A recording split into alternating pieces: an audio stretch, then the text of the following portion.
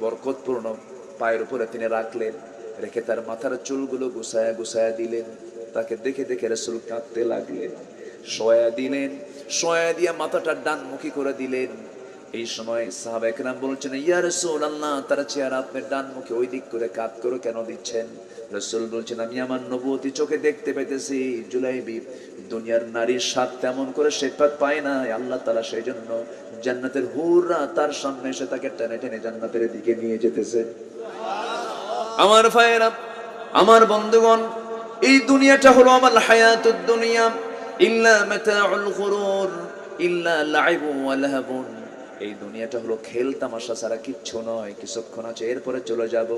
আমার বন্ধুগণ, আল্লাহ তাআলা এই দুনিয়াকে বিভিন্ন জায়গায় বিভিন্ন এক্সাম্পল দিয়েছেন। একটা জায়গায় বলছেন বৃষ্টি আসলো, এরপরে ফল হলো, গাছগাছালি হলো, একটা ধানের ক্ষেত জন্ম নিল, ধান হলো, পাকলো, এরপরে পীতবর্ণ হলো, এরপরে শেষ হয়ে গেল। দুনিয়ার জীবনটা এমনই। এইভাবে আমি আপনি একদিন দুনিয়া থেকে বিদায় নিয়ে নেব, চলে যাব। কিন্তু আমাদের আমল নামাগুলো নিয়ে যেতে হবে বাম হাতে না ডান হাতে? বাম হাতে না ডান হাতে? আমরা কি আখিরাতের জিন্দেগিতে পিছে থাকতে চাই না সামনে থাকতে চাই? আল্লাহ তাআলা বলছেন, ওয়াস-সাবিকুনাস সাবিকুন উলাইকাল পুরস্কার আছে না নাই?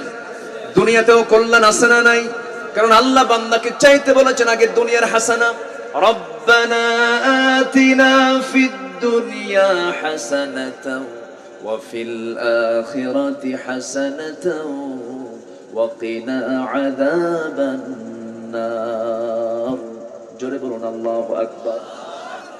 একটা দেশ নতুন করে শাসন করছে, 2 বছর হয়ে গেছে, আফগানিস্তান।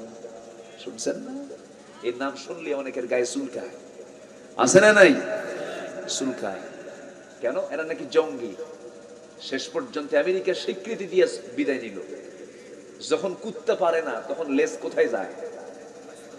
তখন কোথায় যায়? লেজ গুটায়া, অস্ত্র থুইয়া আফগান ছেড়ে চলে গেছে আমেরিকা। এই স্থানটাকে, এই খোরাসান, এই আফগানকে পৃথিবীর কোন অপশক্তি দখল করতে পারেনি আজ পর্যন্ত। তাদেরকে আমরা কতই দিলাম, এরা কি করে খাবে, কি চলবে, কি করবে, এদের কিচ্ছু নাই, কত কি আমরা বললাম।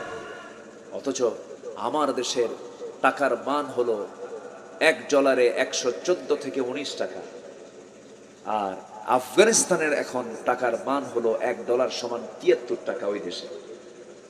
তাহলে আমার দেশের চাইতে ওরা খারাপ আছে না ভালো আছে? মাত্র 2 বছরের শাসনে তাদের অর্থনৈতিক উন্নতি